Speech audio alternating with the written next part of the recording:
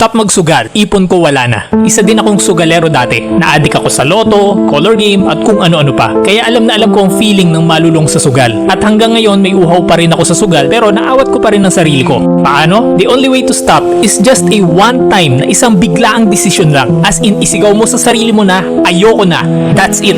Talikuran mo na and never, ever give yourself a chance na sabihing last na to. Kasi yung last na yan, masusundan pa yan ng last na talaga. Ito talaga last na, tapos gagawa ka na ng gagawa ng excuse hanggang higupin ka na ulit pabalik. Acceptance is the key. Tanggapin mo na yung pera na naipatalo mo ay never mo na mababawi kung sa sugal ka ulit papasok. Dahil ang sugal ay nakadesign talaga para matalo ka. Example, sa color game, 16.67% chance lang ang manalo. Sa 42-digit loto, 0.0001906% lang. Yung pinakamalaking chance ay yung mga 50-50 gaya ng coin toss. Pero kung iisipin mo mabuti kung anong ibig sabihin yan, it simply means kahit habang buhay mong laruin yan, hindi lalago ang pera mo. So ang ginawa ko dun sa pagkauhaw ko sa sugal, i-divert ko sa investment. Inaral ko maigi kasi maiangat mo lang na kahit 51% ang chance mong manalo sa investment. Sa long term, sure na panalo ka na. At kung mauunawaan mong maigi ang investment, hindi lang 51% ang itataas niyan.